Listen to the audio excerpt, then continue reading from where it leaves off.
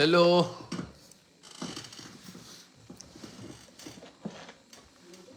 ओम नमः शिवाय शिवाय शिवाय।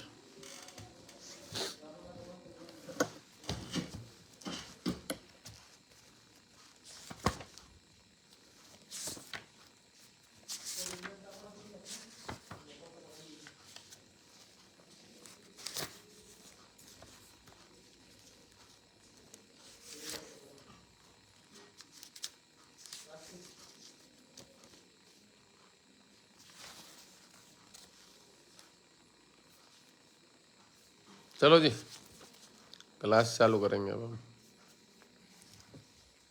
मूल त्रिकोण भिन्न राशियों।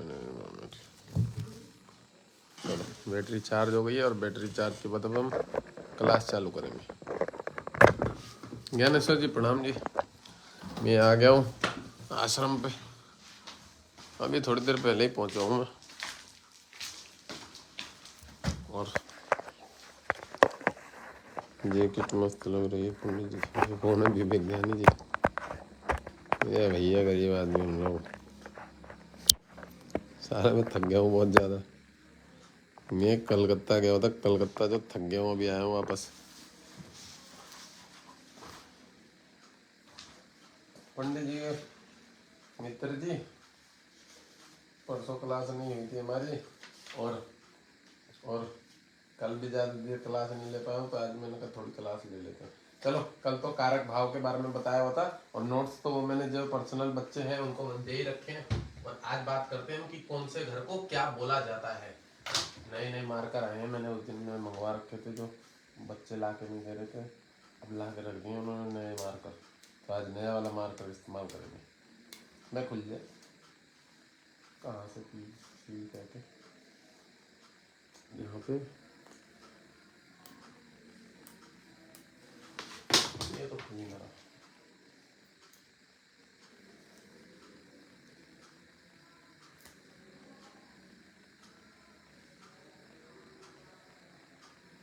खुल गए,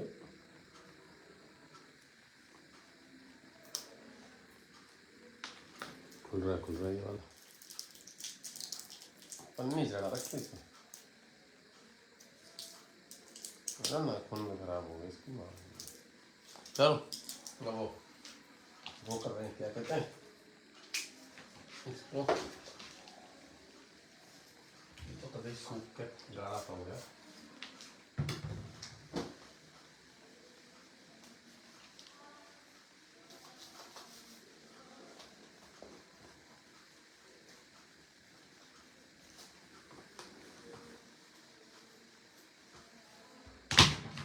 अब इस समोसे को कपड़ा खाएंगे,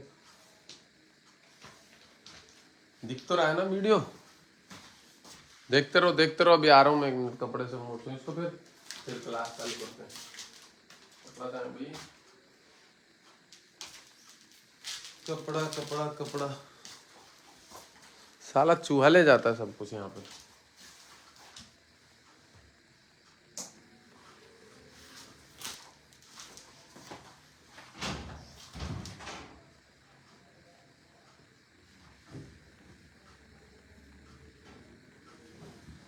मंगल हरी, जो मिल गया उसी से मोड़ देते। ये कौन सा कपड़ा? हेलो, अरे आवाज आ रही है मेरी? हेलो, आवाज आ रही है मेरी? आवाज साउंड आ रहा है मेरा? वो मेरी एक इमरजेंसी कॉल आ गई थी। चलिए बात करते हैं कि कौन से घर को क्या बोला जाता है। जो लग्न के 12-12 हाउस है, इसमें किस घर को क्या नाम के द्वारा पुकारा जाता है। तो इसमें जो चीज जरूरी वाली है, मैं आपको बता देता हूँ क्या चीज जरूरी वाली है। देखो, इसको केंद्र बोलते हैं, और ये पहले पढ़ाया हुआ मैंने, इसको 4th हाउस होता है। ये कैसे खुल गया यार? मेरी तो जिंदगी में सब उथल पुथल मची, सब उल्टा सीधा हो जा रहा है। केंद्र, इसको भी केंद्र बोलते हैं। किसको? 1st हाउस को केंद्र बोलते हैं, 4th हाउस को केंद्र बोलते हैं, और 7th हाउस को भी केंद्र बोलते हैं, और ये 10th हाउस को भी केंद्र बोलते हैं। और एक चीज और बता दूं, कि जिन घरों को केंद्र बोला जाता है, केंद्र का अर्थ आप समझ रहे होगे, अंदर जो हो गया, बीच के अंदर केंद्र, केंद्र के अंदर ये त्रिकोण होता है। पंचम भाव को त्रिकोण बोलते हैं, ठीक है। नवम भाव को त्रिकोण बोलते हैं।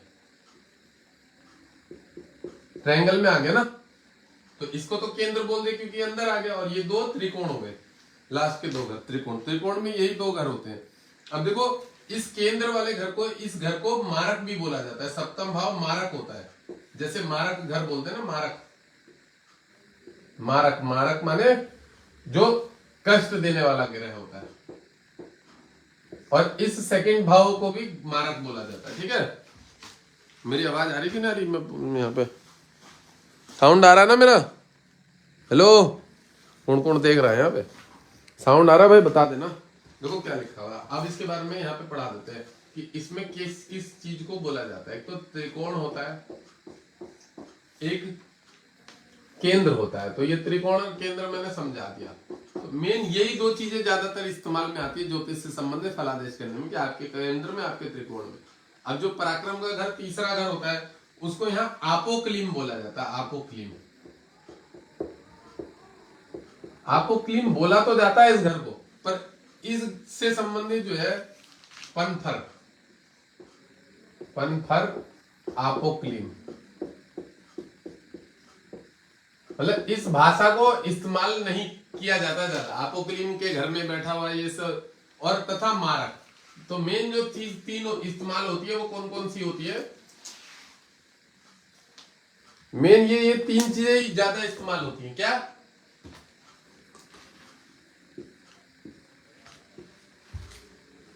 त्रिकोण, केंद्र और मारक, ये तीन चीज ज्यादा इस्तेमाल होती है, ठीक है ना। अब ये तीसरा घर आपोक्लीम बोलते हैं, और इसको त्रिकोण बोला जाता है। त्रिकोण, ट्रायंगल जो है, ये तीसरे वाला, ये पंचम हाउस को, और ये जो 9th हाउस है इसको भी त्रिकोण बोलते हैं, ठीक है। 6th हाउस जो होता है इसको आपोक्लीम बोलते हैं, आपोक्लीम। और एक 11th हाउस को नहीं, किसको बोलते हैं? 12वें घर को, 12वें घर को भी आपोक्लीम बोलते हैं। अब ये आपोक्लीम शब्द का इस्तेमाल मैं आपको बता दूं, ये इसमें बताया हुआ है ज्योतिष में, तो मैं पढ़वा दे रहा हूं, बताया हुआ है। तो बाकी इसको इस्तेमाल में नहीं लिया जाता। जब ज्योतिष का फलादेश किया जाता है तो इसका कोई विशेष नाम नहीं लिया जाता आपोक्लीम। हाँ, हम त्रिकोण का जरूर कहते हैं कि आपका त्रिकोण जो है लग्नेश में जाके बैठ गया है, पराक्रम के घर में बैठा है, भाग्य स्थान, तो व्यक्ति मेहनती है, बहुत ज्यादा मेहनत करेगा, समझ रहे। फलादेश जब करा जाता है तो आपोक्लीम का कोई यूज नहीं होता, शब्द का यूज नहीं होता आपोक्लीम। पन्थर का भी कोई यूज नहीं होता, ये भी बताओ। अब करने वाले लोग करते भी होंगे, कहीं अभी कोई विद्वान ज्योतिष होगा या पुराने टाइम का एस्ट्रोलॉजर होगा, जानकार होगा, तो बोल देगा कि भाई आप कैसे बोल रहे हो, मुझे बोल सकता है। पर भी देखो, मैंने तो अभी तक नहीं सुना हुआ है, जहां तक भी हम लोग फलादेश करते हैं और जैसे हमने इधर उधर कहीं देखा, तो इन चीजों का, हाँ, मारक का जरूर फलादेश का ये नाम आता है कि भाई मारक के द्वारा जो है आपके ये कष्ट मिलता है, या जो भी चीज है, ये सब आता है। तो मेन तो केंद्र है 1 4 7 10। और मैं एक चीज बता दूं, केंद्र क्या होता है? केंद्र सबसे ज्यादा पावरफुल चीजें होती है। केंद्र को बोला जाता है 1 4 7 10 पिछले जन्मों का साथ लाया हुआ माल। जब बच्चा जन्म लेके आता है तो ऐसे मुट्ठी बंद करके रहता है, ऐसे बच्चा जो जन्म लेके आता है, और जब वो शरीर छोड़ के जाता है कोई भी व्यक्ति, वृद्ध व्यक्ति, तो आप उसकी मुट्ठी को ऐसे जबरदस्ती बंद भी कर दोगे तो वो ऐसे खुल जाती है, अकड़ जाता है, हाथ खुल जाता है, कि मतलब जो पिछले जन्मों का लेके आया इस जन्म में खत्म करके जा रहा, समझ रहे हो। बाकी रह गया वो एक अलग बात है, पर जो पिछले का लेके आया वो इस जन्म में खत्म हो चुका है, क्योंकि राहु वो निपटवाता है इस जन्म, खत्म करवा ही देता है। प्रारब्ध का जो है वो इस जन्म में खत्म हो जाता है। अब संचित का कुछ रहता है, वो उसके रह गया, या अगले जन्म में कुछ, इस जन्म वाला अगले जन्म में निर्माण होके मिलेगा, वो एक अलग बात है। बाकी प्रारब्ध जो है, मैंने बोला जब बच्चा मुट्ठी बंद करके जन्म लेके आता है, और धीरे धीरे जैसे जैसे वो प्रकृति में 5 7 मतलब थोड़ा सा बड़ा होता है, 2 4 5 महीने का, तो उसकी वो मुट्ठी जो है प्रकृति से जैसे उसका संसर्ग होता है, बाहर निकलता है, घूमता फिरता है धूप के साथ, फिर वो मुट्ठी खुलने लग जाती है। इसका मतलब ये होता है कि प्रारब्ध का कुछ लेके आता है, समझ रहे हो, और फिर वो धीरे धीरे उसको इस जन्म में भोगता है।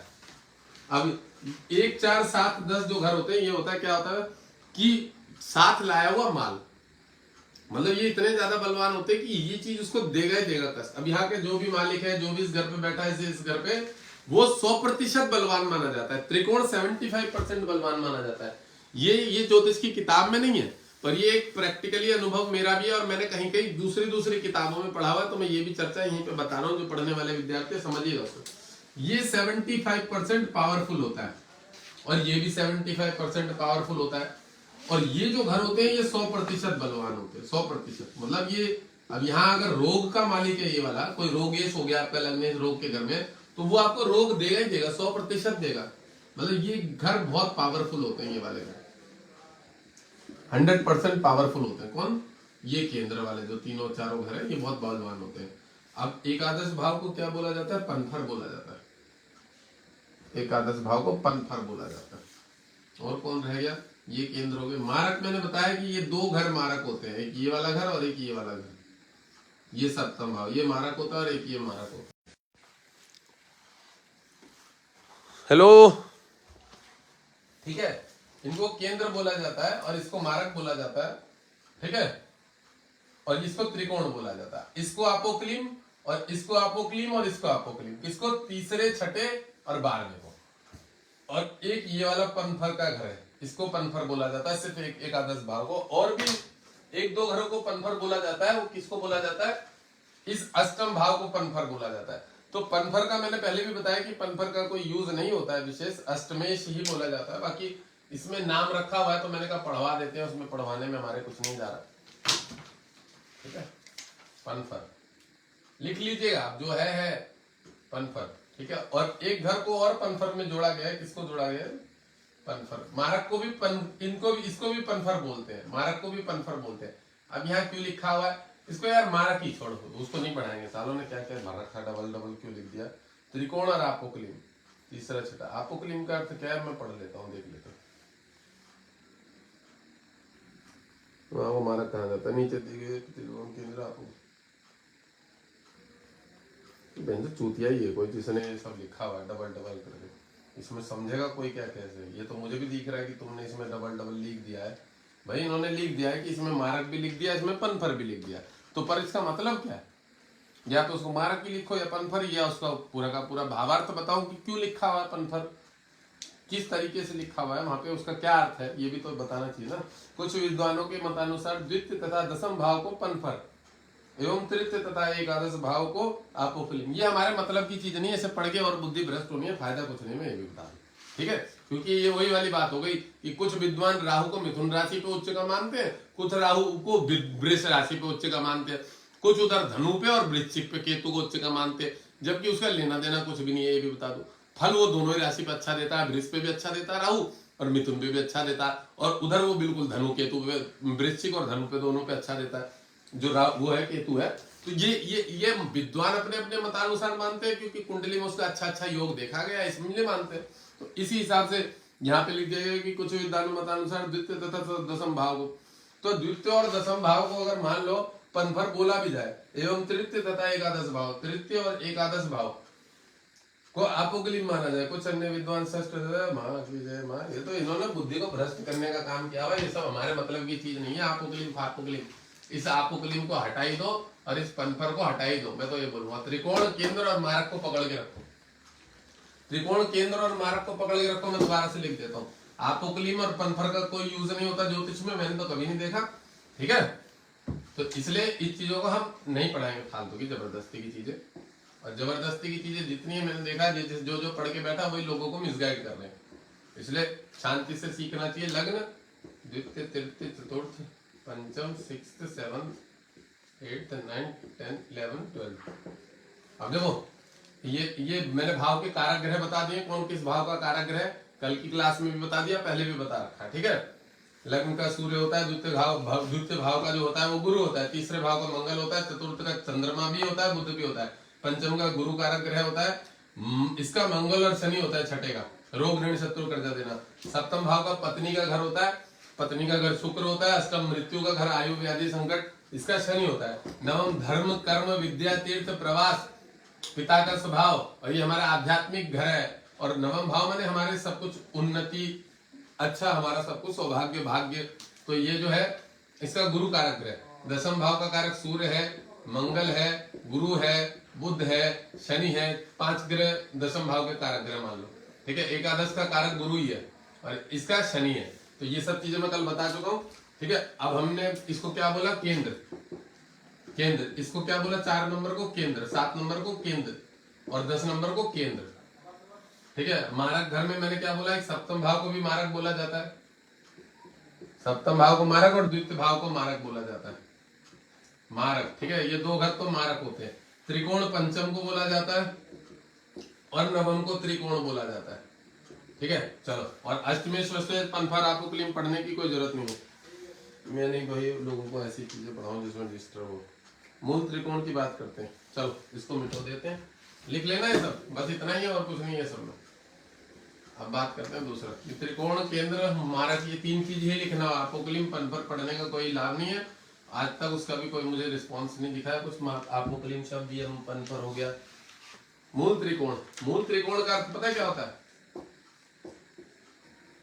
जो ग्रह अपनी अच्छी स्थिति पे बैठा हो, 75 से 80% बलवान, 100% नहीं, 100% का ग्रह का मतलब उच्च का हो जाना होता है, और मूल त्रिकोण का मतलब होता है कि बहुत अच्छी स्थिति में ग्रह बैठा हुआ है, तो उसमें हम उसको ये बोल सकते हैं कि वो ग्रह 80% लगभग अच्छी जगह पे बैठा हुआ है। मूल त्रिकोण, सूर्य सिंह राशि में एक नक्षत्र, मूल त्रिकोण का मतलब भी बहुत अच्छा ही माना जाता है, मूल त्रिकोण का जो मतलब होता है उसमें भी बहुत अच्छा ही माना जाता है।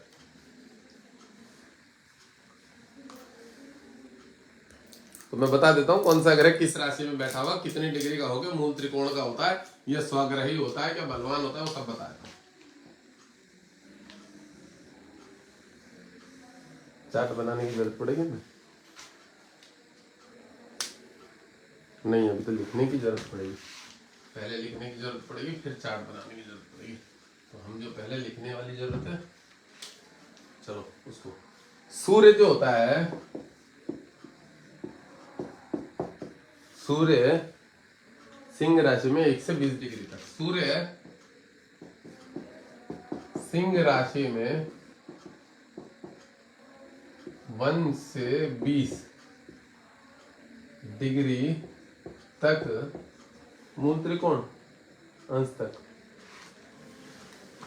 जन्म कुंडली में 12 भाव में विभिन्न राशि अलग अलग भाव में रहती है, उनके सामने अनुसार जिस राशि में जितने अंश पर जो ग्रह है उनमें सामने लिखे अनुसार मूल त्रिकोण में स्थित समझना चाहिए। अच्छा, मूल त्रिकोण का मतलब मैं बता दूं कि जैसे ग्रह की बहुत अच्छी कंडीशन, उसको मूल त्रिकोण बनाया गया। ठीक है, उच्च, स्वग्रही, स्वक्षेत्री, मध्यस्थ, नीचस्थ, वो सब मैं पढ़ा दूंगा, अभी पहले पढ़ा देते हैं ये क्या, कि मूल जो है ना, ग्रह कहाँ पे जाके बहुत अच्छा माना जाता है।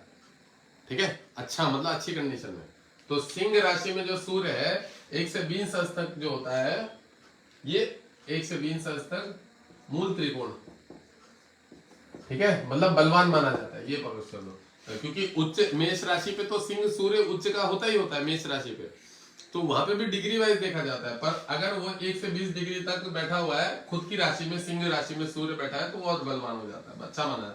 चंद्रमा के बारे में लिखा, वृष राशि में 4 से 30 डिग्री तक, वृष राशि में चंद्रमा, वृष राशि में चंद्रमा 4 डिग्री से, क्यों, क्योंकि मैं बहुत बार बता चुका हूं कि 28 से 3 डिग्री तक का ग्रह मृत अवस्था का होता है। ठीक है, तो इसमें यहां क्या लिखा हुआ है, 4 से 30 डिग्री अंश तक, 4 से 30 डिग्री अंश तक बलवान, मतलब मूल त्रिकोण में। ठीक है, बलवान बलवान बलवान होता है। अब मूल त्रिकोण लिखा हुआ है, मूल त्रिकोण का मतलब मैं पहले बता दूं, मैं अभी भी बोला और दोबारा बोल रहा हूं, मूल त्रिकोण का मतलब कि खुद के अच्छे घर पे बैठा हुआ कोई भी ग्रह पावरफुल हो जाना, बलवान हो जाना, अच्छा हो जाना। ठीक है, अब बात करते हैं तीसरा ग्रह मंगल।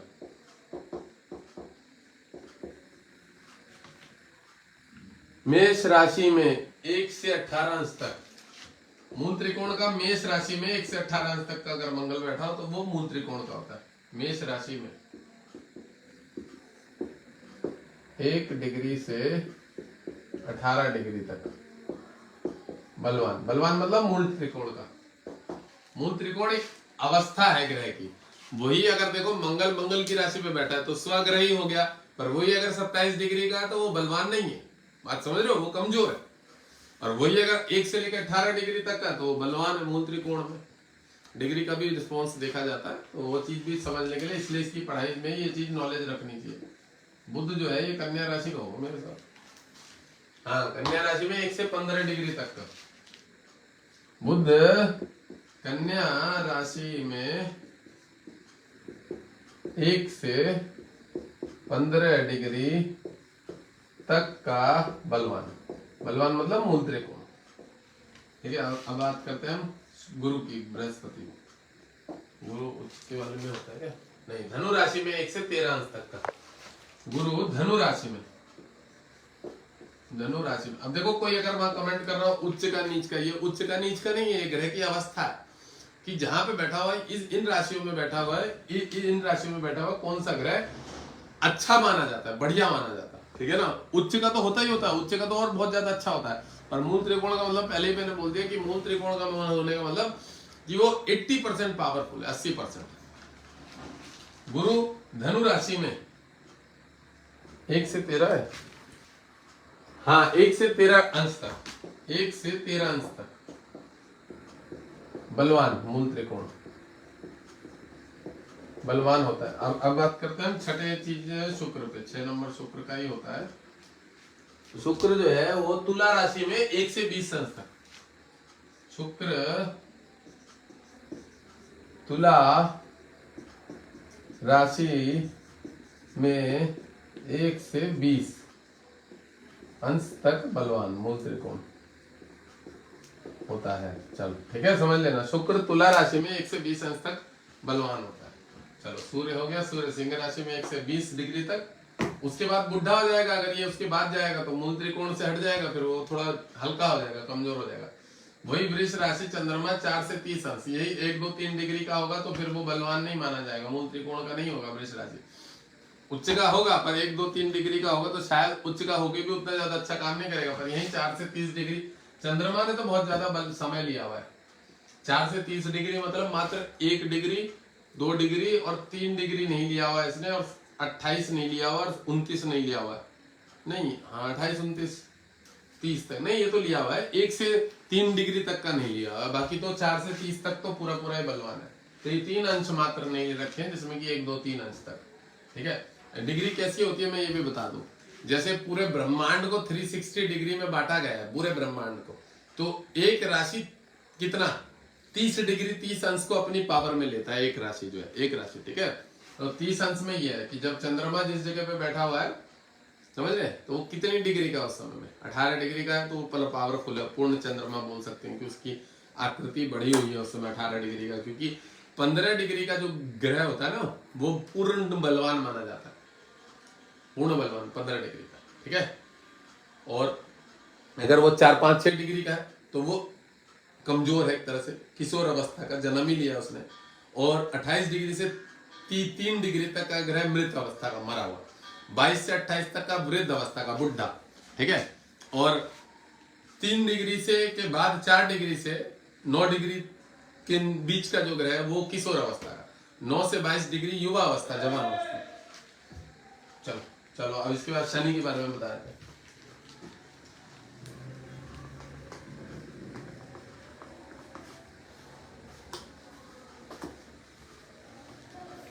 उच्चस्थ स्वराशि वो सब बाद में पढ़ाऊंगा, कहीं इसी को पकड़ के बैठे हुए, यही आपके ग्रह बड़ा अच्छा है, इस राशि में बैठा।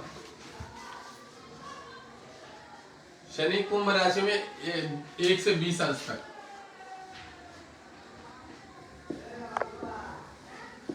शनि कुंभ राशि में 1 से 20 अंश तक। ठीक है, 1 से 20 अंश तक बलवान, मूल त्रिकोण का बलवान होता है। चलो, राहु केतु के बारे में मूल त्रिकोण का नहीं लिखा हुआ है।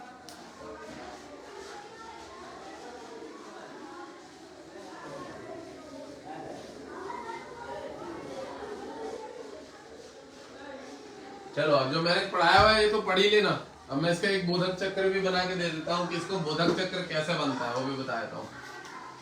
इसका बोधक चक्र कैसे बनता है वो भी बता देता हूँ। मतलब जो मैंने ये पढ़ाया कि तुम्हें कौन से राशि में ग्रह में कितनी डिग्री का ग्रह बलवान होता है, इसके लिए यहाँ पे लिखा हुआ है कि मूल त्रिकोण की राशि ग्रह बोधक चक्र। तो कौन सी राशि में कौन सा रहता है ये तो पढ़वाई दिया। मूल त्रिकोण में ग्रहों की स्थिति और अधिक स्पष्ट करने के लिए आगे 8 कुंडलियों दी जा रही है। इनमें से 7 कुंडलियों में प्रत्येक ग्रह को अलग अलग मूल त्रिकोण, मतलब जो चीज हमने पढ़ी है उसी चीज को इन्होंने यहाँ पे सामने में बना भी दिया है कि मूल त्रिकोण सूर्य जो है सूर्य की राशि पे, अब भले कहीं पे भी बैठा हो, ऐसा नहीं है कि यहाँ पे उत्तर में बैठा हुआ है। ठीक है, पहली बात तो मैं ये भी बता दो दिशा किस हिसाब से देखी जाती है ज्योतिष में।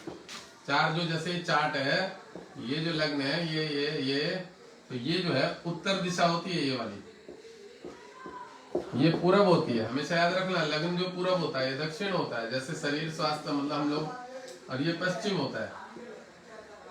मतलब इस एरिया में ग्रह है तो इसको पश्चिम एरिया में माना जाएगा, इस एरिया में ग्रह है तो इसको उत्तर एरिया में माना जाएगा, इस एरिया में ग्रह है तो इसको पूरब के में, और इधर के एरिया में ग्रह है तो इसको दक्षिण में माना जाएगा। समझिएगा ये चीज भी, समझ रहे। अगर इनसे इससे युक्त है तो पश्चिम दक्षिण बोलेंगे। मतलब ग्रह, अब देखो सूर्य है, सूर्य अगर इन ग्रहों में बैठा है यहाँ सब में तो बलवान होगा ही होगा, क्योंकि उसकी खुद की दिशा है। समझिए, ये भी लॉजिक समझ के रखिएगा सारे लोग। ठीक है, शनि अगर इधर की तरफ बैठा तो जाहिर सी बात है वो बहुत बलवान हो जाएगा, क्योंकि इस घर का भी कारक है, इस घर का भी कारक है मृत्यु का, और उसके बाद वो बैठा भी अपनी दिशा में ही। गलती से शुक्र पे बैठ जाता और ज्यादा बलवान उच्च का होता है शुक्र का। ठीक है ना, ये चीज नहीं थी इसमें, दूसरी चीज थी, पर मैंने कहा ये भी थोड़ा सा समझा दो। चलो अब एक दूसरी चीज समझाते हैं। जो मूल त्रिकोण को हमने पढ़ाया हुआ है उसी को इन्होंने चार्ट में भी बना के बताया हुआ है। अब हम चार्ट में भी बना के बता देते हैं। हम 9 चार्ट बना लेते हैं छोटे छोटे से, तो हमारे को जल्दी समझ में आ जाएगा। 9 नहीं 7 चार्ट ही बनाने पड़ेंगे हमें।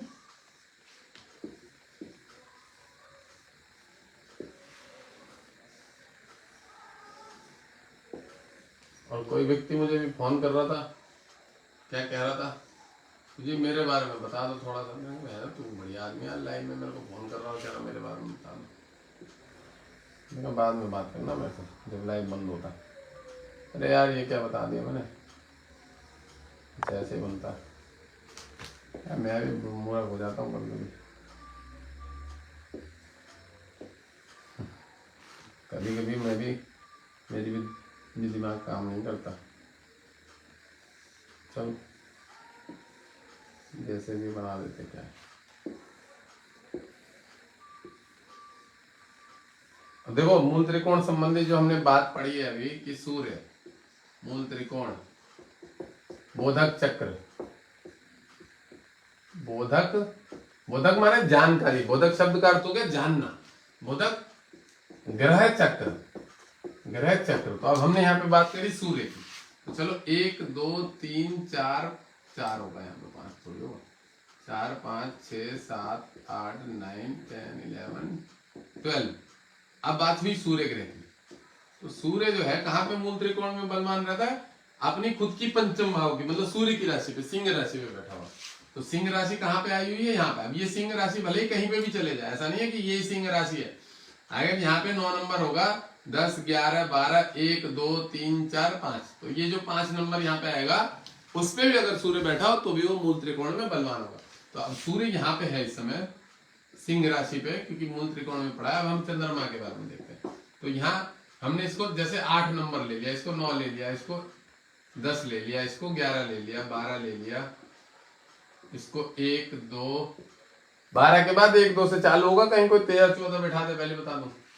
वैसे तो सबको मालूम है, और फिर भी मैंने कहा। अब देखो वृष राशि पे जो है चंद्रमा जो होता है वो उच्च का होता है, और मूल त्रिकोण का भी होता है। अब उसकी डिग्री देख लेना, आप कितने डिग्री का बताया हुआ मैंने, 4 से 30 डिग्री तक का।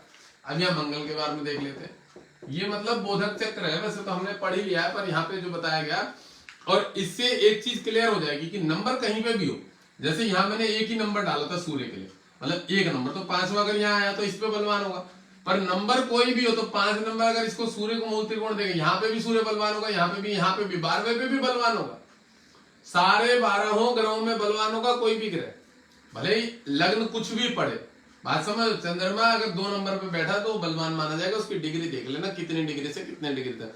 मूल त्रिकोण का ये याद करने की चीज है कि भाई इतनी डिग्री पे बैठा हुआ ये वाला ग्रह बलवान होता है, पावरफुल होता है, ये चीज समझने की चीज है। अब मंगल के बारे में देख लेते हैं। चलो यहाँ पे हम 3 नंबर बैठाते हैं, 4 नंबर बैठाते हैं, 5 बैठाते हैं, 6 7 8 9 10 11 12 1 2। अब देखो मैं एक चीज और बता दूं, 1 2, ठीक है। तो आपका जो है यहाँ पे बात मंगल की है, तो मंगल कितनी डिग्री का रहता है, मेष राशि में रहता है 1 से 18 तक। तो मेष यहाँ पे कहाँ पे पड़ रहा है, ये यहाँ पे पड़ रहा है, तो यहाँ पे मेष जो है मंगल इसमें, समझ गए। इस वाले घर में मंगल अगर बैठा है, वो कहीं पे भी बैठा हो, किसी भी दिशा में बैठा हो, बलवान है, ठीक है। अब यहाँ बात करते हैं हम बुध को। देखो भाई मेरी राइटिंग गंदी है, मैं पहले बता दूं, और वो मतलब गंदी क्या है, कुछ भी लिख पल्ले नहीं पड़ रहा हो तो जुबान से आवाज आ रही होगी मेरी, साउंड तो आ रहा है ना, मेरा साउंड तो आ ही रहा होगा, किसी ने तो लिखा नहीं है यहाँ पे प्रश्न। हाँ ठीक है, साउंड आ रहा है, इसका मतलब ठीक है ना। मंगल समझ लेना बुध के बारे में। यहाँ मान लो 2 नंबर ही है, 3 है, 4 है, 5 है, 6 है, 7 है, 8 है, 9 है, 10 है, 11 है, 12 है, 1 है। अब देखो बुध कन्या राशि पे लिखा होगा, हाँ कन्या पे 1 से 15 तक, तो ये कन्या ये वाली है 6 नंबर, मतलब 6 नंबर की राशि कन्या की होती है ना।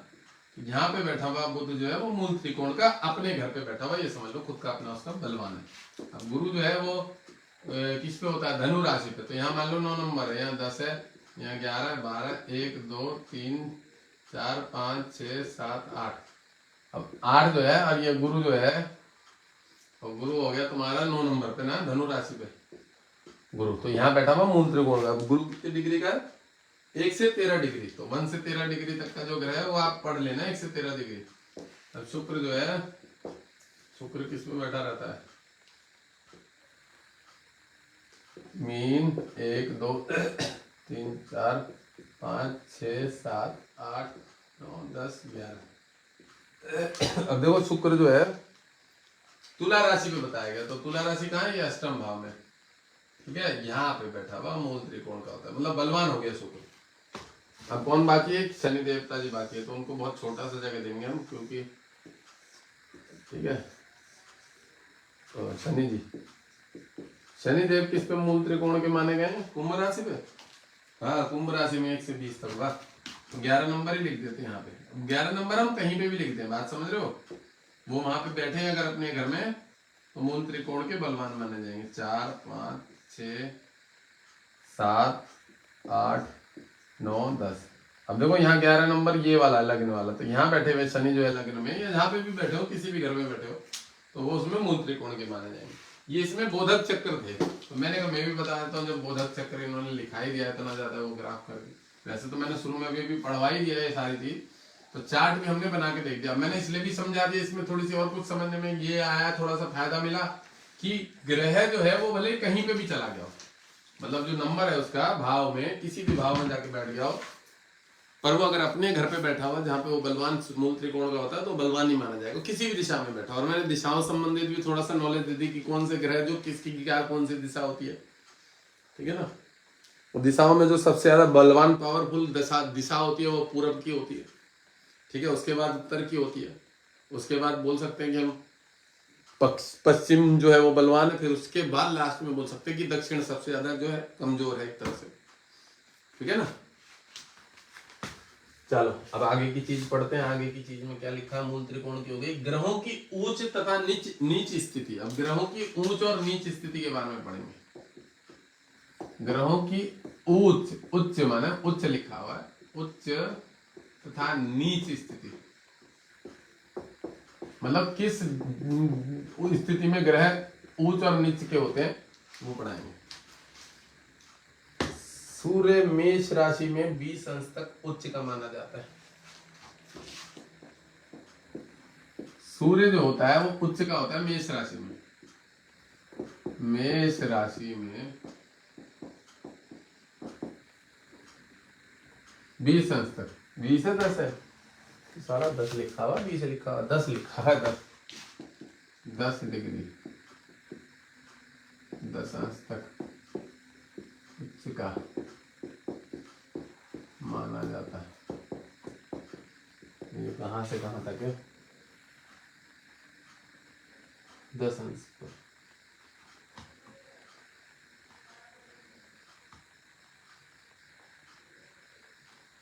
अब देखो क्या लिखा हुआ है कि सूर्य जो है मेष राशि में 10 अंश का लिखेंगे इसको, तक नहीं होगा का। ठीक है, सूर्य जो है उच्च का कब होता है? मेष राशि में, वो भी 10 अंश का। अगर 10 अंश का सूर्य है तो वो उच्च का माना जाता है। अब लोग सोचते हैं कि हमारा सूर्य उच्च का है और राहु अगर उसको देख रहा है, शनि उसको देख रहा है, और तुम्हारा डिग्री वाइज अगर बिल्कुल कमजोर है, डेड है, तो वो उच्च का काम नहीं कर पाएगा। ये भी बता दो, उच्च का होके भी उच्च ग्रह का फल नहीं दे पाएगा। बहुत सारे लोग हैं जो गुरुदेव मेरे 5 ग्रह उच्च के, मेरे 4 ग्रह उच्च के, 3 ग्रह। मेरे साथ पढ़ने वाला लड़का था, एक लड़के के 5 ग्रह उच्च के हैं। 15 अगस्त 1987 का जन्म है। नवीन जो है मेरा दोस्त है, मित्र है, झा ब्राह्मण है, तो उसके 5 ग्रह उच्च के। उसके भैया बोलता है, वो क्या कर रहा है पता है? अकाउंटेंट की नौकरी कर रहा है, 25 से 30 हजार रुपए उसकी तनख्वाह। अकाउंटेंट की, हिसाब किताब रखने की, ट्रांसपोर्ट में कहीं में ना, वो अकाउंटेंट है जो हिसाब किताब रखता है ट्रांसपोर्ट में, जो माल जाता आता है उसका। अब 25-30 हजार रुपए होगी, 30 नहीं तो 35 होगी, इससे ज्यादा क्या होगी? आज इस 70-50-60 हजार रुपए मतलब कमा लिए होंगे मैंने, 30-40 हजार रुपये या जो भी है, मतलब एक दिन में कमा लेते हैं इतने इतने पैसे। तो कहने का मतलब है, ठीक है। और वृष, अरे वृष नहीं है, चंद्रमा आएगा यहाँ पे। चंद्रमा वृष राशि में 3 अंश पर उच्च का माना जाता है। देखो वृष राशि में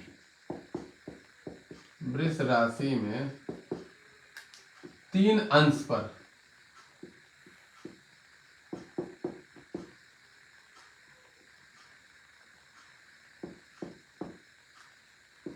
उच्च का माना जाता है।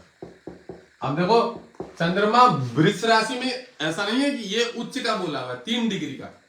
3 डिग्री का मतलब मैं ये भी बोल दूं, सिर्फ 3 डिग्री का ही होगा तो भी उच्च का नहीं है। अगर 1 डिग्री, 2 डिग्री, 3 डिग्री तक का है ना, उच्च का माना जाएगा। उसके बाद 4 डिग्री से लेके 30 डिग्री तक का मूल त्रिकोण होता है, अभी पढ़ा है, थोड़ा सा आगे 5 मिनट पहले ही पढ़ा है। तो वृष राशि में 3 अंश तक का उच्च का माना जाता है। और मैं एक चीज और बता दूं, ये तक का ही होगा, ये का लिखा हुआ था, मेष राशि में 10 अंश तक का उच्च का माना जाएगा। तो समझ में आया मेरे को, मैंने पढ़ा हुआ है 10 अंश तक का। ठीक है। अब तीसरा ग्रह जो है कौन है? चंद्र के बाद कौन आता है? मंगल आता है। मंगल के बारे में यहाँ पे क्या लिखा हुआ था? मकर राशि में 28 अंश तक का उच्च का माना जाता है। मकर राशि में मंगल जो है, मकर राशि में 28 अंश तक का उच्च का माना जाता है। अब देखो इसमें 28 लिखा हुआ, 29, 30, 1, 2, 3 वो नहीं माना जाएगा उच्च, ये भी बता दो। 30, 28 तक का लिखा हुआ है, 28 तक का उच्च का होगा, मतलब समझ रहे हो? जब वो बलवान होगा तो ही वो उच्च का माना जाएगा। तो बलवान वो कितने डिग्री से होता है? लगभग ये पकड़ लो कि 5-6 डिग्री से अगर चालू होता है तो ग्रह के पास जरूर बल होगा। मतलब नहीं, 5-6 डिग्री से तो ग्रह के पास बल नहीं होगा। हम अगर उच्च का देख रहे हैं कि ग्रह इसका मकर लग्न में मंगल जो है, जिस भी जहां पे भी बैठा हुआ है उच्च का है, तो उच्च का वो अपना काम करेगा कब पता है? जब वो 9 डिग्री से ऊपर होगा, तब वो उच्च का काम करेगा। क्योंकि पूर्ण युवा अवस्था में, अब पूर्ण युवा अवस्था जो होती है वो 22 डिग्री तक होती है, पर फिर भी इन्होंने लिख दिया कि वो अगर 28 अंश तक भी लिखा है मंगल, क्योंकि वह स्वराशि पे है। स्वराशि का मतलब समझ लो, खुद का जहां पे वो बलवान हो जाता है मकर राशि पे मंगल, तो इसलिए वो 28 डिग्री तक का। अब 1, 2, 3 डिग्री का होगा तो नहीं होगा उसका, मैं पहले भी बोला। 4-5 डिग्री का होगा तो भी कमजोर ही होगा, क्योंकि वो बच्चा अवस्था होती है, किशोर अवस्था। हाँ, कह सकते हैं कि 7-8 डिग्री का है तो उसको बल मिलना चालू हो गया, क्योंकि वो अपनी मकर राशि पे बैठा हुआ है, उच्च की राशि पे बैठा हुआ है, और उसको बल भी मिल रहा है बहुत ज्यादा, तो फिर वो बहुत अच्छा काम करेगा। अब बात करते हैं हम 4 डिग्री मतलब बुध के बारे में। बुध कन्या राशि में, किन राशि में? कन्या राशि में 15 अंश तक का उच्च का माना जाता है। बुध कन्या राशि में 15 अंश तक उच्च का माना जाता है। अब देखो मैं एक चीज और बता दूं, इन्होंने क्या लिखा है कि बुध कन्या राशि में 15 अंश तक, तो 15 अंश के बाद अगर हो तो युवावस्था में होता है, बिल्कुल जवान, 16 डिग्री 17 डिग्री 18 डिग्री 22 डिग्री तक जवान अवस्था में होता है। कौन? बुध। तो वो उच्च का नहीं माना जाएगा, वो माना जाएगा स्वराशि का, कि खुद की राशि पे बैठा, वो उसी की राशि है। बात समझ में आ गई? अगर 15 डिग्री तक का है तो फिर तो ठीक है। अब वो कितनी डिग्री से चालू? 3 डिग्री के बाद अगर है तो उसके पास कह सकते हैं कि तुम वो उच्च का है 3 डिग्री के बाद। क्योंकि 3 डिग्री से पहले तो मरा हुआ होता है, तो उसकी गिनती नहीं आएगी उच्च का होने से।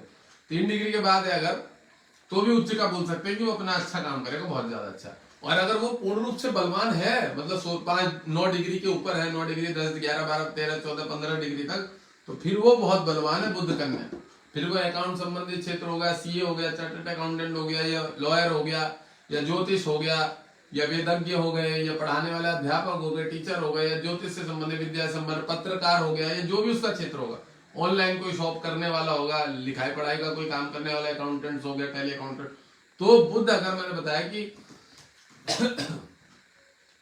7-8 डिग्री से अगर ऊपर है और 15 डिग्री तक, तो फिर उसको बहुत ज्यादा बल मिलेगा। किस राशि में? बुध को, कन्या की राशि में। बात करते हैं गुरु से संबंधित। गुरु बृहस्पति। अब बृहस्पति कौन सी राशि पे? धनु राशि में तो नहीं, और उच्च का तो चंद्रमा की राशि पे होता है। बृहस्पति पर कितनी डिग्री तक का है? कर्क राशि में। कहाँ है इसके? कर्क राशि के 5 अंश पर उच्च का माना जाता है। गुरु जो है कर्क राशि में, कर्क राशि में 15 अंश तक उच्च का माना जाता है। ठीक है जी। अब देखो 15 के बाद है तो इसका मतलब ये नहीं कि वो वहां पे बल नहीं मिलेगा, बल मिलेगा, वहां पे भी मिलेगा, पर कह सकते हैं कि थोड़ा सा 19-20 15 अंश तक का गुरु जो है अच्छा माना जाता है। वो भी मैंने बता ही दिया। अभी मैंने जो समझाया, जो लॉजिक यहाँ पे बताया कि भाई 4-5 डिग्री में तो थोड़ा सा कमजोर रहेगा, उच्च का रहेगा ही। उच्च का रहने का मतलब मैं ये भी बता दूं, अगर वो युवावस्था में ग्रह का युवावस्था कब देखा जाता है? कि अगर वो 9 डिग्री से 22 डिग्री तक का। बात समझ रहे? पर इसमें उच्च की एक अवस्था है कि उसकी जो अवस्था थी जवान युवा होने। अब देखो मैं एक चीज सीधा सीधा बता दूं, समझना उस चीज को, तब आप लोगों के समझ में आ जाएगा कि चंद्रमा जब 15 डिग्री पे आता है तो वो पूरा का पूरा पूर्णिमा हो जाता है उस दिन, पूर्णिमा हो जाता है। तो पूर्णिमा की महत्ता अलग है, बहुत ज्यादा अलग है, क्योंकि वो शुक्ल पक्ष में। तो शुरू की जो 1 डिग्री से 15 डिग्री है वो शुक्ल पक्ष है, और 15 डिग्री के बाद की जो डिग्री है वो कृष्ण पक्ष है। तो इसलिए ज्यादा से ज्यादा ग्रहों को शुरू से जो अंश मिले होते हैं उसकी महत्ता ज्यादा बताई जाती है। अब जैसे 10 अंश तक बोला गया, तो ये 1 से 10 अंश तक है तो वो शुक्ल पक्ष में, और ये 3 अंश तक है तो ये 3 अंश तक उच्च का माना जाता है। तो इसके पास तो 1 2 3 ही अंश है, क्योंकि मूल त्रिकोण का चला जाता है उसके बाद वो वहां पे भी अच्छा होता है। मूल त्रिकोण की ये नहीं कि खराब होता है, मूल त्रिकोण भी अच्छा ही माना जाता है, पर उच्च का होना उससे भी ज्यादा अच्छा माना जाता है। चलो अब गुरु के बारे में बता दिए 15 अंश तक। अब उसके बाद कौन है? शुक्र है। शुक्र किस राशि में भैया? मीन राशि में 28 अंश तक पर उच्च का माना जाता है। मीन राशि में 28 अंश तक उच्च का माना जाता है। तो अब देखो भाई, ये 28 डिग्री तक लिखा हुआ, मतलब ये कितनी भी डिग्री से हो, 1 से 2 से 28 तक है ना, लास्ट तक भी बलवान होता है। 29-30 का हो, 1 2 3 डिग्री का हो तो कम होगा, पर अगर 3 डिग्री की बात का बोले ना, मीन राशि पे बैठा तो उच्च का माना जाएगा। अब शनि के बारे में बात करते हैं। वीडियो को दोबारा चीजों को सुनना समझना, अगर किसी के नहीं समझ में आ रहा हो ये भी बता दो। यूट्यूब पे देखना, वीडियो अपलोड यूट्यूब पे हो जाती है। कल की क्लास नहीं हुई है, लड़का छुट्टी पे था, मैं भी बाहर गया हुआ था, कोलकाता गया हुआ था, तो मैं थका हुआ हूँ, बहुत टाइड हूँ, आज ही आया हूँ, अभी 7 बजे पहुंचा हूँ। आप लोगों को लग रहा होगा मेरे को नींद भी आ रही है, वैसे तो मुझे पता है मेरे को कितनी नींद आ रही है, मैं बहुत ज्यादा थका हुआ हूँ इस समय। और मीन इसकी बात करते हैं शनि की।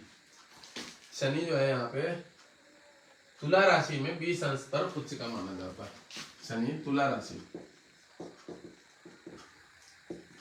में 20 अंश तक उच्च का माना जाता है।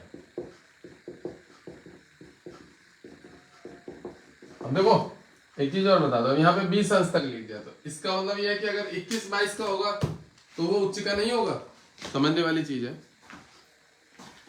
आ रहा हूं मैं, 1 मिनट आ रहा हूं।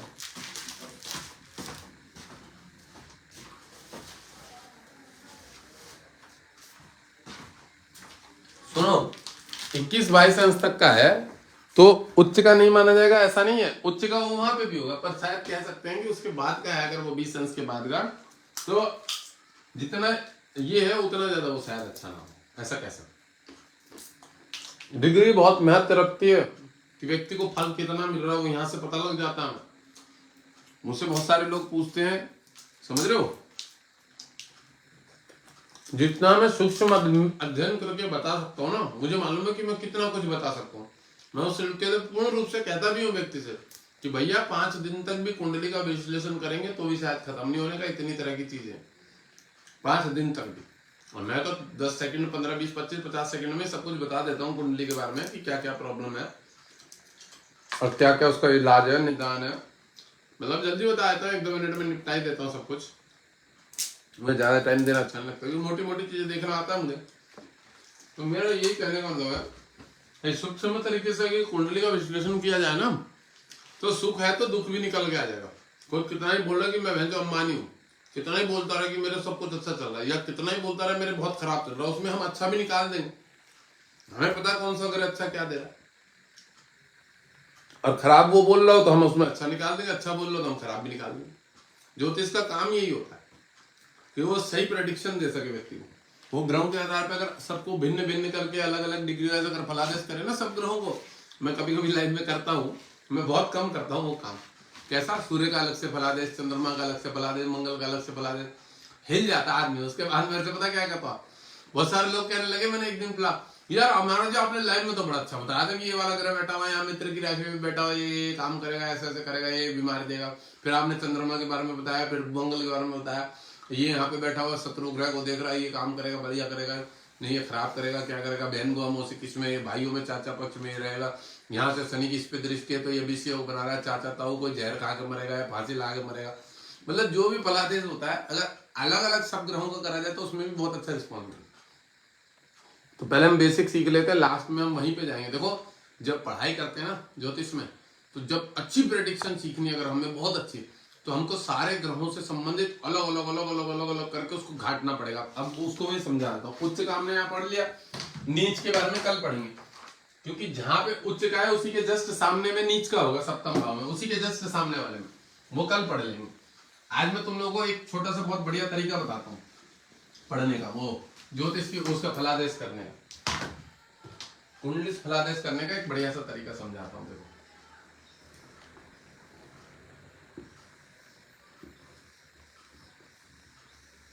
अब जैसे ये मेष लग्न है, ये 2 है, ये 3 है, ये 4 है, ये 5, 6, 7, 8, 9, 10, 11, 12। अब हम एक बुध ग्रह को पकड़ते हैं। बुध ग्रह यहाँ बैठा है, ठीक है, शनि यहाँ बैठा हुआ है,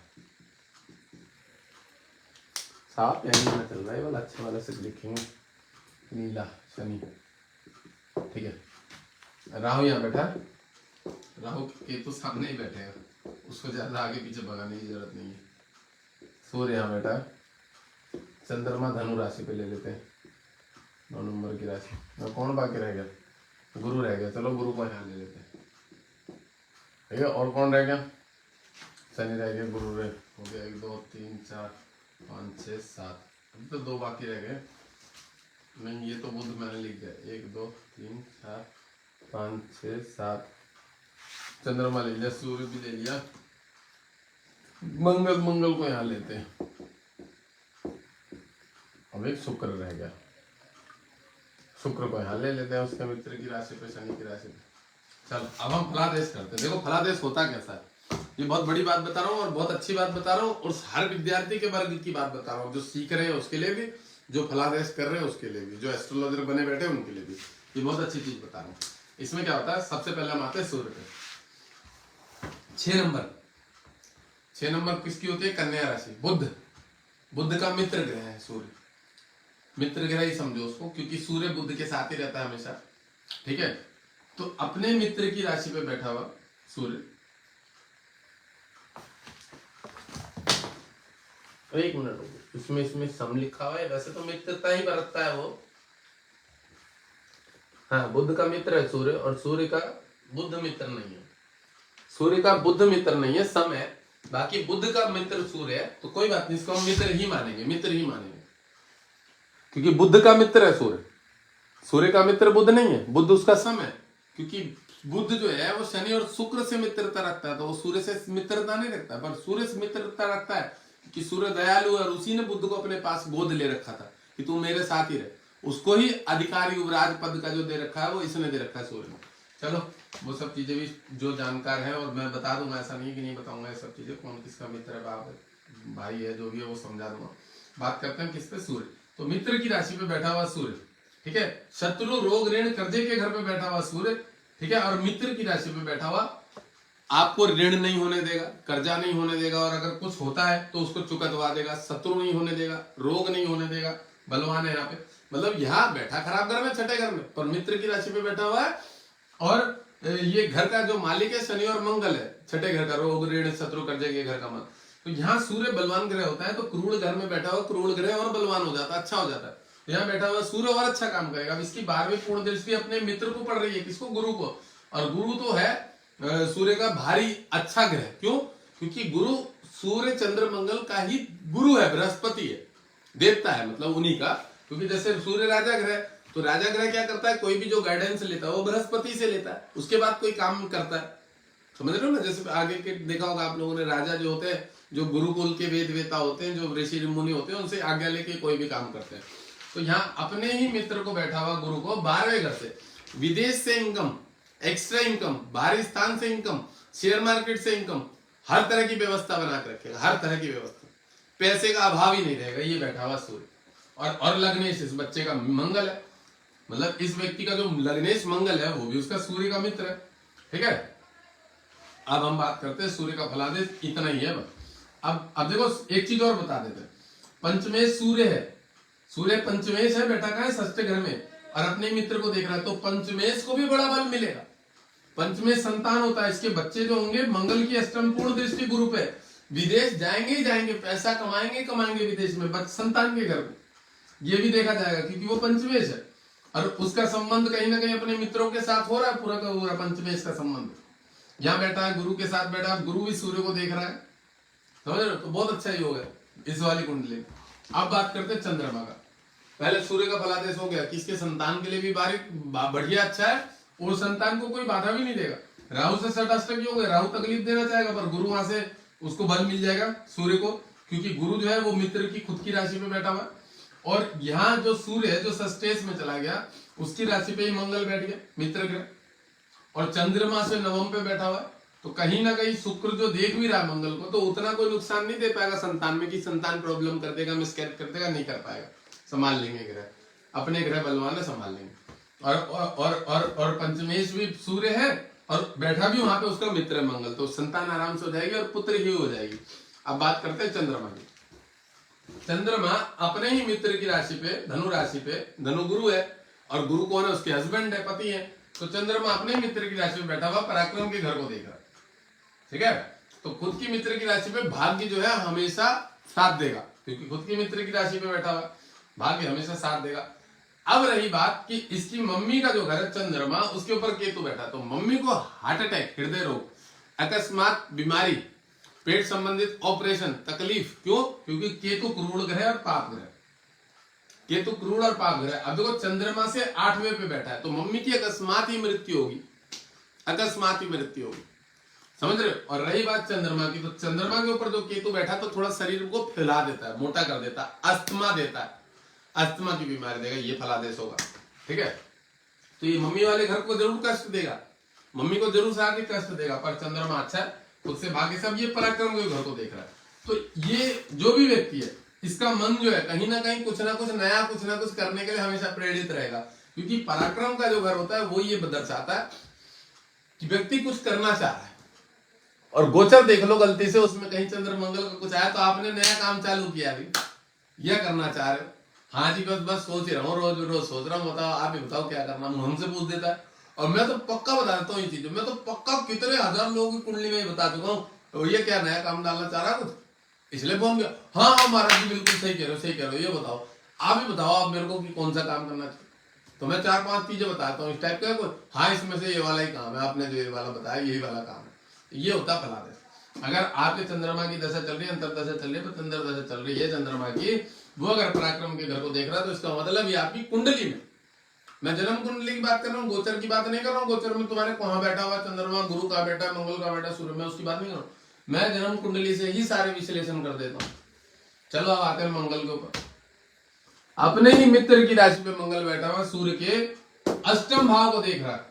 चतुर्थ पूर्ण दृष्टि होती है इसकी, और सप्तम पूर्ण होती है, और अष्टम होती है मंगल की, जो 4, 7 और 8वीं दृष्टि। तो यहां से बैठा हुआ मृत्यु आयु के घर को मंगल देखता हुआ, और अष्टमेशी मंगल है, खुद के अपने घर को देख रहा है। मंगल जो है, मंगल अपने ही घर को देख रहा है, 8 नंबर उसी की राशि है। भाई साहब कभी भी चोट नहीं लगने देगा, इंसिडेंट एक्सीडेंट मृत्यु तुल्य से भी बचाएगा यहाँ पे, क्योंकि अष्टमेशी मंगल हो गया, शनि यहाँ का कारक है। अब शनि भी इसको देख रहा है, शनि बार बार कोशिश करेगा इसको चोट लगाने की, पर एक बाल भी नहीं बिगाड़ पाएगा। और क्या बोले, कितना बढ़िया ही हो गया। मैंने तो तुक्के में बिठा दिए थे, जहां जिसकी मर्जी कोई सा भी करे, किसी के भी ऐसी पता नहीं किसके होता नहीं है, ऐसा होगा बहुत कम ही होगा, पर ये बहुत बढ़िया ही हो गया कि ये इंसिडेंट एक्सीडेंट से नहीं बच जाएगा, हर समय बच जाएगा। क्योंकि अपना मंगल खुद की सूर्य की राशि में बैठा हुआ, मित्र की राशि में बहुत बलवान हो गया, इस घर को देख रहा है, बड़ी रक्षा करेगा। मंगल शुक्र को देख रहा है, शत्रु राशि को, तो इनकम में जो है, मैं आपको बता दूं, इनकम के लिए प्रयत्न करेगा, थोड़ी बहुत बाधा के साथ साथ इनकम भाव फिर भी मजबूत बना रहेगा, क्योंकि शुक्र की काट मंगल ही करता है, और मंगल सूर्य की राशि में बैठा हुआ बहुत बलवान है। तो यहां से जो मंगल देख रहा है शत्रु के घर को, क्योंकि मंगल का शत्रु है, शनि भी शत्रु है, और शुक्र भी शत्रु मान लेते हैं, तो यहां से फिर भी देख रहा है तो भी इनकम मजबूत रहेगी, मतलब पैसे कमाने के लिए हमेशा प्रयत्नशील बना ही रहेगा। और कह सकते हैं कि 70 से 80% पैसा कमाएगा, 70 से 80% पैसे के अच्छे ही होगा। 10-20% ये जो शुक्र अपने मित्र की राशि पे बैठा हुआ है, तो ये भी तो मंगल को देख रहा है, तो वो थोड़ा सा बाधा देगा, कितना 20%, ज्यादा नहीं दे पाएगा, क्योंकि मंगल ज्यादा बलवान मिलेगा, क्योंकि मंगल को काफी बल मिला हुआ है, सूर्य की राशि पे बैठा हुआ, और गलती से उसको कौन दे रहा है। देखो केतु अग्नि तत्व होता है, मंगल का ही स्वभाव रहता है। कोई भी ग्रह अपने से पीछे वाले घर पे अगर बैठ जाए ना, कोई भी पावरफुल या नपुंसक ग्रह या कमजोर ग्रह जलता, तो वो अपने सामने वाले आगे वाले घर को धक्का देता है। अब वो जिस टाइप का ग्रह है उस तरह से धक्का देगा, उसी तरह से नुकसान देगा या लाभ देगा, ये भी चीजें समझने की। अब बात करते हैं बुध की। बुध का बैठा हुआ, बुध बैठा हुआ सप्तम राशि पे, खुद की मित्र की राशि पे, शुक्र उसका मित्र है।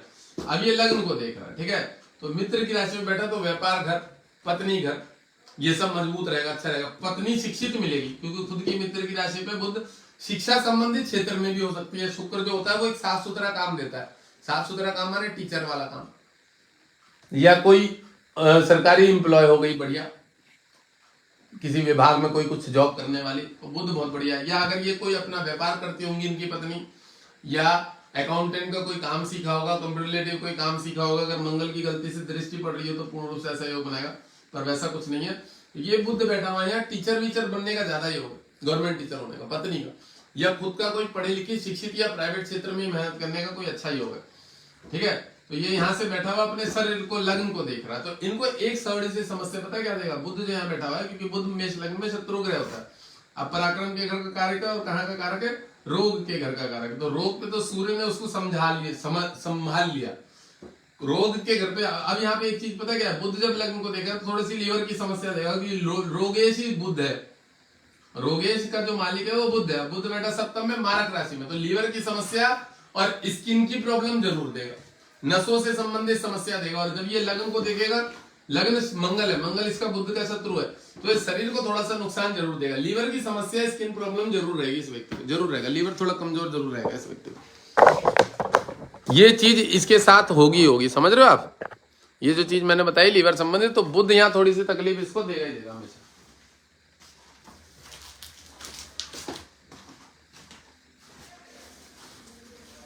तो मेष लग्न में मैंने क्या बताया कि मेष लग्न में जो बुध है, मेष लग्न में बुध जो है, और वो बैठा कहाँ है, शत्रु की राशि पे। शत्रु मतलब भाई मेष लग्न का तो शुक्र शत्रु ही हुआ ना। अब अपने मित्र की राशि में बैठा है, पर बुध दिन का शत्रु है, तो वो शरीर स्वास्थ्य में नुकसान देगा, तकलीफ देगा, लीवर संबंधी प्रॉब्लम देगा, स्किन प्रॉब्लम देगा, नसों से संबंधित समस्या देगा। चलो बुध को साइड रखते हैं, गुरु की बात करते हैं। तो गुरु 12वें घर पे खुद की मित्र की राशि में बैठा हुआ है, इस व्यक्ति की कह सकते हैं, और पंचम दृष्टि से केतु को देख रहा है, यह व्यक्ति केतु को देखने के कारण अकस्मात इस पे, तो जो मैंने मदर से संबंधित थोड़ी समस्या बताई थी कि मदर को अकस्मात कुछ बीमारी मारी देगा, मृत्यु तुल्य कष्ट जैसा, तो उसमें गुरु रक्षा भी करेगा, गुरु थोड़ा सा संभालेगा भी। ठीक है। अब 12वें घर का तो वैसे पितृ दोष होता है, तो वंशवेद पितृ दोष तो चला ही आ रहा है, कोई बड़ी बड़ी बीमारी चली आ रही है, क्योंकि गुरु भी केतु को देख रहा है। घर में ऑपरेशन पेट संबंधित तो बनेंगे बनेंगे, पेट संबंधित पीड़ा रहेगी रहेगी। अग्नि तत्व 12वें में बैठा, 12वां घर व्यय नुकसान दंड हानि रोग का होता है। ठीक है, उसको समस्या मिलेगी। और कहीं ना कहीं जो भाग्य के घर का भी मालिक गुरु है यहाँ का, और ये इसको देख रहा है, यहाँ से चंद्र से गुरु की युति हो गई।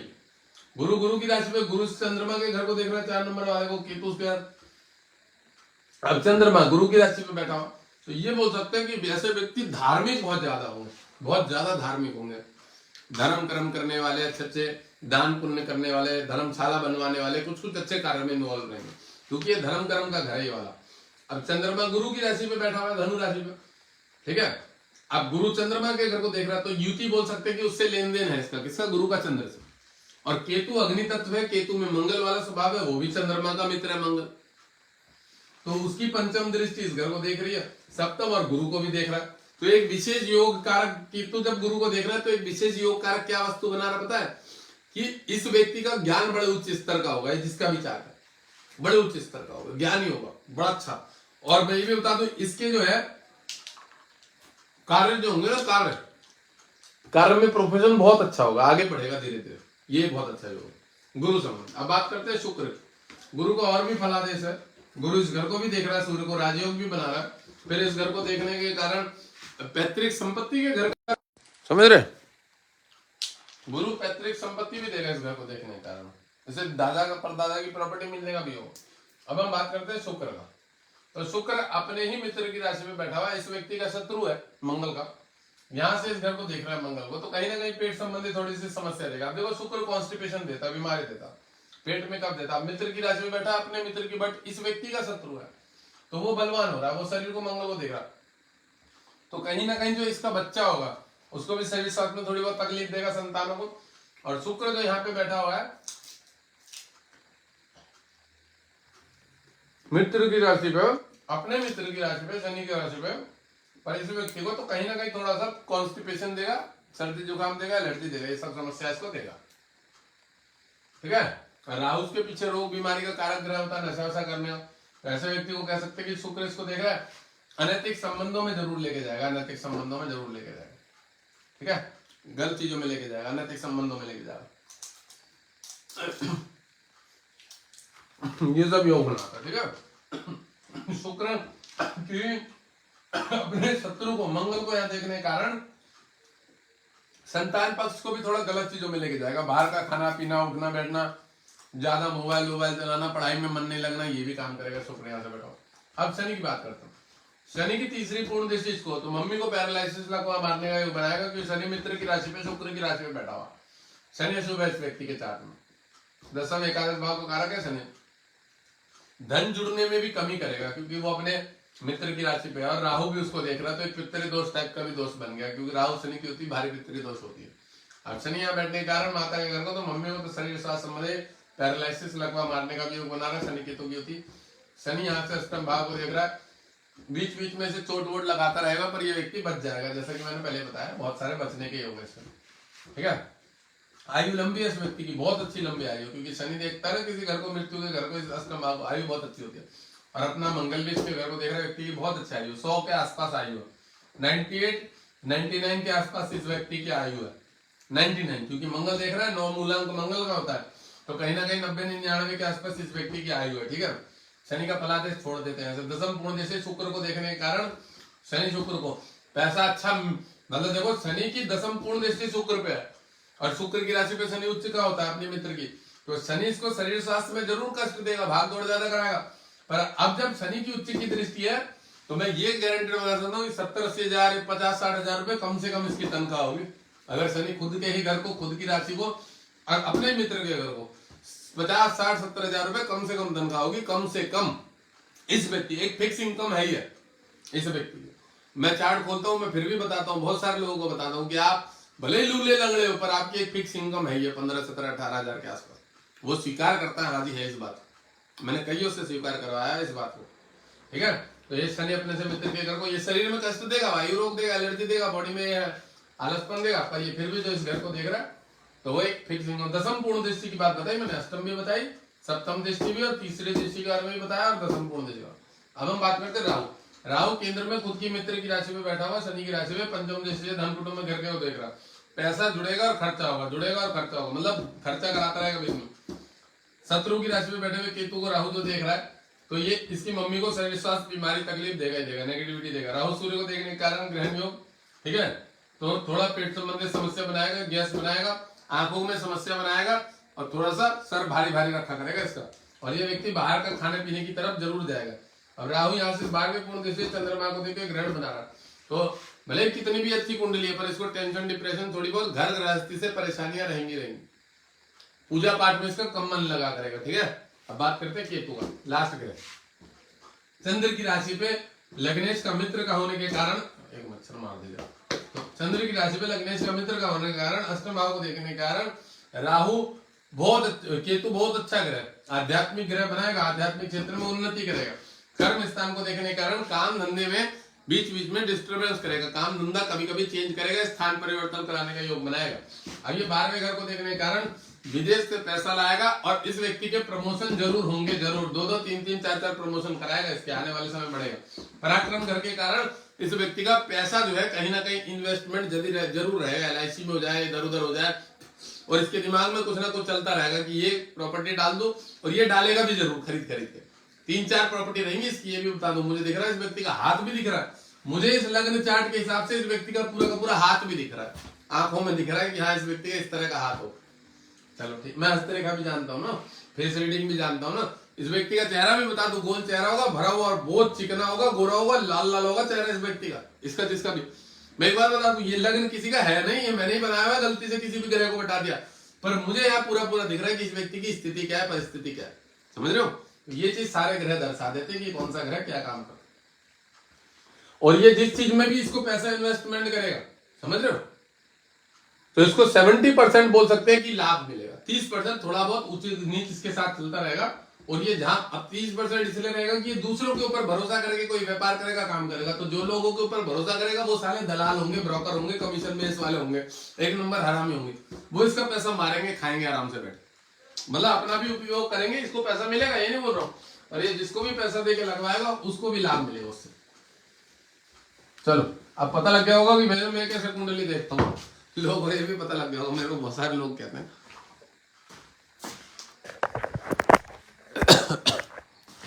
समझ गए जी, कुंडली देखने का फलादेश का तरीका भी बता दिया मैंने कि फलादेश किस तरह से किया जाता, ठीक है ना जी। फलादेश किस तरह से किया जाता है, उसी के लिए क्या करना पड़ता है कि हमें थोड़ी सी नॉलेज लेनी पड़ती है बेसिक की, जो कि मैं दे रहा हूँ। बेसिक पता होगा तो फिर आप खुद से भी फलादेश कर लोगे, खुद से भी। जब बेसिक पता लग जाता है ना, फिर आप जो मर्जी फलादेश करो, बिल्कुल सटीक बैठेगा, बिल्कुल सटीक। लोग अचंभे, हाँ जी ऐसा तो है मेरे साथ, ऐसा तो, क्योंकि आपने अच्छा भी बताया खराब भी बताया, और दोनों रहता है उसके साथ, और ये हर व्यक्ति के साथ है। अब देखो अनंत अंबानी भले 2-2 करोड़ रुपए की घड़ी बांटी है उसने सलमान खान को, आमिर खान को, मोटा वो है ही है, वो अपना मोटापे को तो कम नहीं कर पा रहा। तो पॉजिटिविटी है तो नेगेटिविटी भी है। कहाँ राधिका मर्चेंट, वो उसकी वाइफ जो है पतली, इतनी पतली सी सुगली सी थी, और वो कहाँ इतना मोटा। सोचने वाली चीज है, तो अच्छा है तो बुरा भी है। मेरे को तो लोग यही कहते हैं जी आप तो ज्यादातर बुरा ही बताते हो। मेरे को मिलते ही बुरे आदमी है, अच्छा वाला मिलेगा तो मैं तो अपने आप ही अच्छा बताऊंगा। मुझे सारे 2 नंबर वाले मिलते हैं। चलिए लाइव को बंद करते हैं ना, मेरे को भूख नहीं है, मैंने शाम को देरी से भोजन किया आज, तो अब मैं जाऊंगा थोड़ा सा दूध पी के और सो जाऊंगा। मैं इतना थका हुआ हूँ, मैं बहुत ज़्यादा थका हूँ। क्यों थका हुआ हूँ मैं स्कूटी चला के आया हूँ अभी 100 किलोमीटर के आसपास, और कलकत्ता गया था ट्रेन से, फिर वहाँ से वापस आया, फिर स्कूटी उठाई, फिर वहाँ से घर आया, नहीं उसके बाद बाजार गया, आसनसोल गया, आज वहाँ पे मार्केटिंग करी थोड़ी सी, फिर मार्केटिंग वहाँ से फिर 100 किलोमीटर वापस आया। आज ही चलाई है मैंने 300-400 के आसपास, 200-250-300 स्कूटी चलाई है आज। इतनी देर कोई 5-7 घंटे अगर स्कूटी ज़्यादा ही चलाएगा तो उसको तो शरीर, मैं सोऊंगा अब, रख रहा हूँ लाइव।